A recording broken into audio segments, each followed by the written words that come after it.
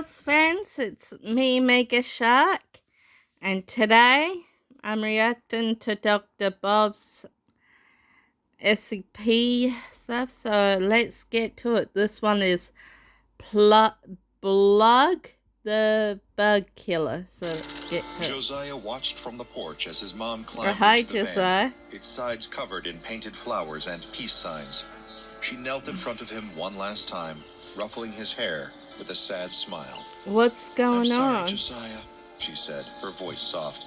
"Love has to be free. It can't be bottled up in a marriage, you know." She kissed his forehead, stood up, and waved as she climbed into the driver's seat. Him?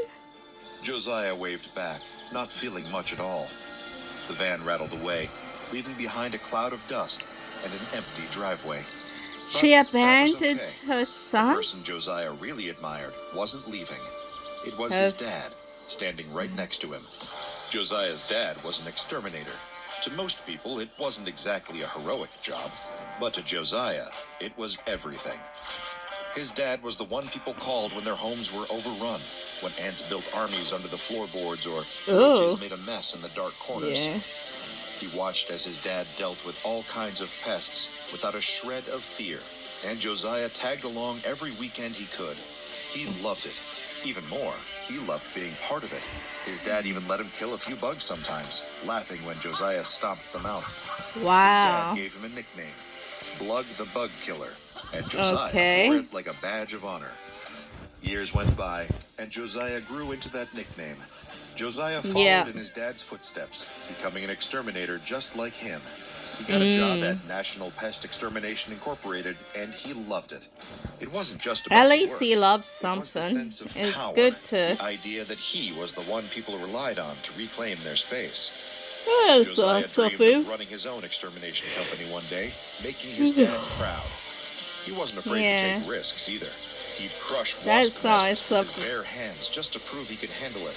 Oh, and clients looked on in shock. Yeah, that's never too much. Their reactions. All he felt was power. Smashing those pests made him feel invincible, just like his dad had seen all those years ago. Okay, Then came the day that's too that changed dangerous. everything. Josiah was working a job at an old cabin. Termites had turned the place into a crumbling disaster. He wasn't alone this time. A co-worker had come along, standing beside him as they looked at the empty, run-down cabin. "Looks like no one's home, Josiah," his co-worker said, glancing around nervously. "Maybe we should come back later?" But Josiah wasn't interested in waiting. He shook his head, muttering something about time being money, and marched right up to the door. Josiah stormed inside without a second thought, spray in one hand, lighter in the other. Flames shot across the driveway, termites scattering in panic. Some caught fire, buzzing through the air in a frenzy. Josiah didn't care. Okay, I think he lost it. His co-worker stayed outside, watching in shock as the situation unraveled. The termites went into chaos, some on fire, buzzing through the air, others scattering in a frenzy. Josiah he lost He it. kept going, screaming for them to bring it on, smashing and torching anything that my Josiah, God. Get out of there! His partner's voice cracked, frantic. "The whole place is gonna blow!" But Josiah didn't hear him. He was cackling. Oh my goodness. Oh my goodness. As he watched the bugs scatter, some of them burning, head like psycho. "Burn, you worthless pests!" he shouted, oblivious to everything else. His co-worker could only watch in horror as the flames roared whole, and Josiah stood right in the middle of it. Flames licking at the walls, the ceiling giving way above him. Everything became that's heat, crazy. Smoke, the world caving in. He blinked, and suddenly, it was all gone. No fire, no collapsing cabin, Did he die? no smoke clogging his lungs. Instead, Josiah found himself standing in a small shop. He looked around, eyes wide, taking in shelves packed with every extermination supply he could think of. He glanced up at the window where the sign, "Blug's Pesky Solutions," was painted in bold letters. He must have His died. reflection was there too, distorted in the glass, but Josiah didn't notice it, not yet. All he could focus on was the name. He couldn't believe it. "Blug's?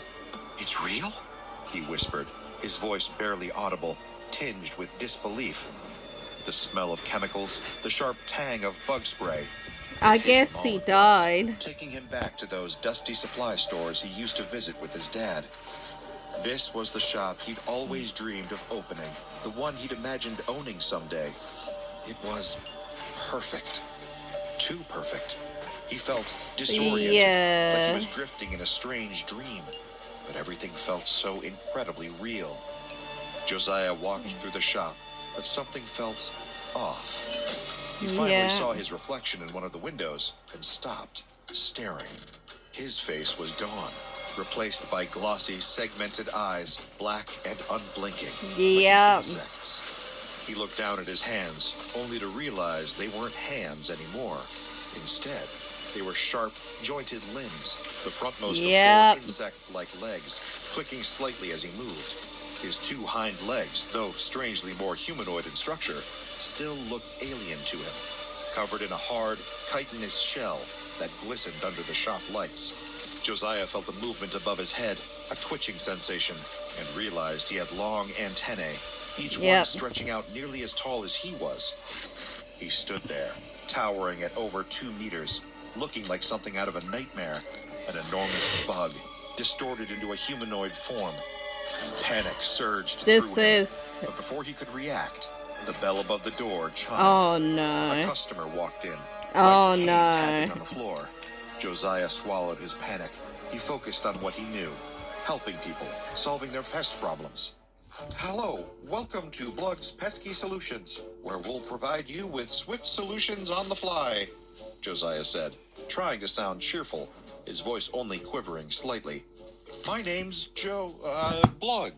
How can I help you today? The customer smiled politely, unaware of anything unusual. They explained that they needed help with the bed bugs that had taken over their apartment. Josiah nodded, forcing a grin. Bed bugs, huh? Nasty little critters. But don't you worry. We'll get them sorted out in no time. He worked with his usual enthusiasm, pretending everything was fine, guiding the customer through possible solutions, the feeling of normalcy almost enough to calm him.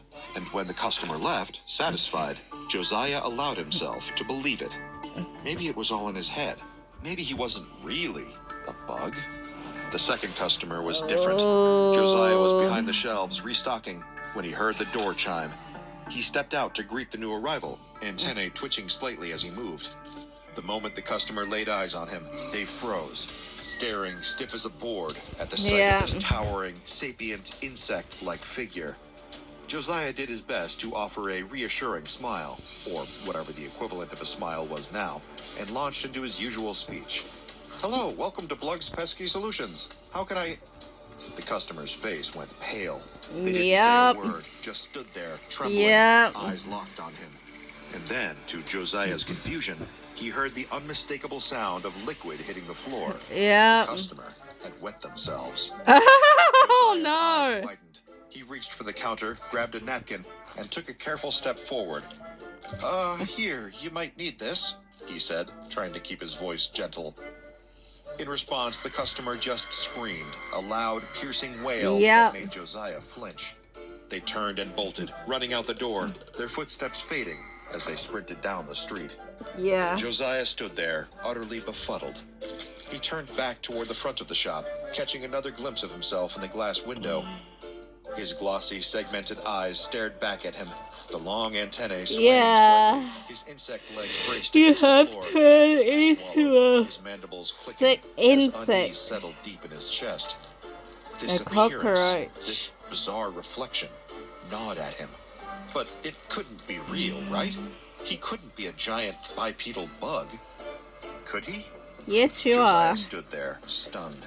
He turned back to his reflection in the glass and saw the truth. He was indeed a giant insect-like creature. Antennae twitched on his head. His legs were thin and jointed.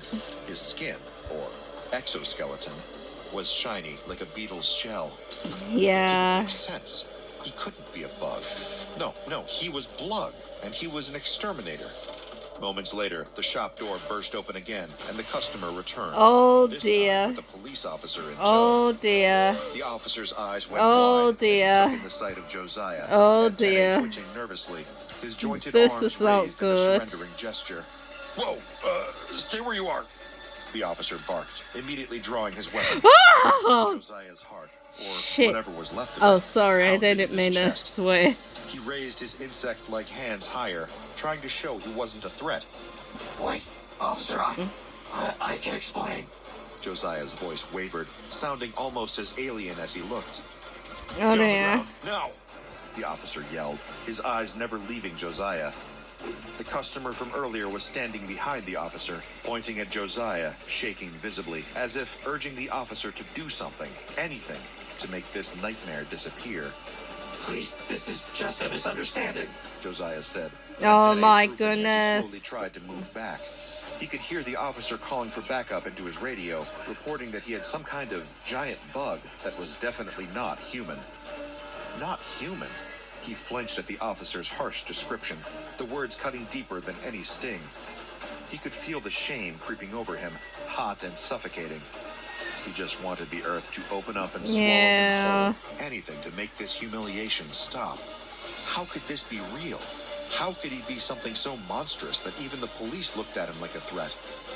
please. He whispered, his voice breaking. But the officer's glare never softened, the barrel of his gun never lowering. All Josiah could do was stand there, feeling smaller than he ever had, wishing he could disappear.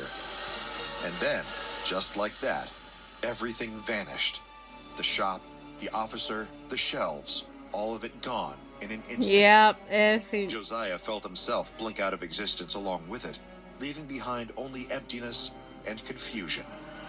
But what the police officer witnessed that day wasn't a misunderstanding. It was the discovery of something much more dangerous. Josiah, once a man, was no longer just a person. He was something far stranger. Shortly after the incident, Blug's pesky solutions caught the attention of the SCP Foundation, following reports of a vanishing shop with an insect-like humanoid at the helm. It didn't take long for the Foundation to begin investigating and classify the anomaly as SCP-7386. Foundation agents initially monitored the anomaly for several weeks, observing the demanifestation and remanifestation patterns. Each time the shop appeared, it would replace an existing building, only to vanish again when its true nature was revealed. SCP-7386 doesn't have a fixed location. Instead, it pops up randomly around the world, replacing another store in the area. One day, it may show up in a shopping plaza in Cape Town, and the next, it could appear in a strip mall in Colorado. It never can be in one anywhere. spot for long. Once Josiah's shop disappears, the original store reappears, as if nothing had happened. Inside, the shop always looks the same. It has a single floor with aisles packed with every product imaginable for dealing with pests, especially insects. There's a small office area and a counter for Josiah to assist his customers. Josiah is the sole worker, and if asked, he tells everyone he owns the shop and runs it just as he had always dreamed. Josiah, or SCP-7386-1, stands over 2 meters tall, with long antennae nearly as long as his body. His 4 front legs are jointed like an insect's, while his 2 hind legs remain more humanoid, making his movements surprisingly smooth. He looks like a bizarre blend of man and cerambicid beetle, but he still acts like the enthusiastic exterminator he once was. When dealing with customers, SCP-7386-1 is friendly, almost overly eager, so long as no one mentions his insectoid appearance. If someone does, his demeanor shifts to anger and distress, triggering another demanifestation. The Foundation knows better than to provoke him. Although accounts of unusual phenomena potentially linked to SCP-7386 stretch back to the late 1990s, the Foundation first formally identified SCP-7386 during its manifestation in Cape Town on October 12, 2023. Foundation agents stationed nearby quickly reported it, and a squad was dispatched to try and contain it. But before they could do anything, the shop, along with SCP-7386-1, vanished, demanifesting right before their eyes. They soon realized that whenever anyone commented on SCP-7386-1's bug-like appearance or tried to force him out of the shop, the whole place would vanish without a trace. Anyone still inside during a demanifestation? Well, they would disappear too, never to be seen again. The Yeah. Foundation has tried to develop protocols to contain SCP-7386 whenever it reappeared. You have to and be even managed to calm restrict with him. access to the shop during one of its manifestations in Providence, Rhode Island, and later in Telluride, Colorado. There they boarded up windows, hung permanently closed signs on the door, and kept a close watch on it with disguised personnel to ensure no one could go inside. Foundation investigations have revealed records pertaining to the National Pest Extermination Incorporated and documentation that refers to an exterminator who worked there named Josiah, but the details were vague. The Foundation continues to dig into those old logs, trying to piece together the story of how a man turned into something so monstrous, yet still clung to the only life he ever knew, running a pest control shop, even if he is now more pest than human. SCP-7386 It was remains that officially day when classified he as a was Keter-level anomaly doing due the to its unpredictable termites. nature and dangerous ability to demanifest without warning. And since SCP-7386-1 displays highly volatile emotional responses when confronted about his transformation, the SCP Foundation maintains strict containment protocols for SCP-7386. Any personnel interacting with SCP-7386-1 must avoid direct mention of its insectoid form, as triggering its emotional response results in immediate demanifestation. To date, no survivors have been recovered from inside the shop during these events. SCP-7386 remains be uncontained, calm and with its him. unpredictable manifestations continue to pose a constant threat to public safety. Now go and watch another entry from the files of Dr. Bob, and be sure to subscribe as we delve further and further into the SCP.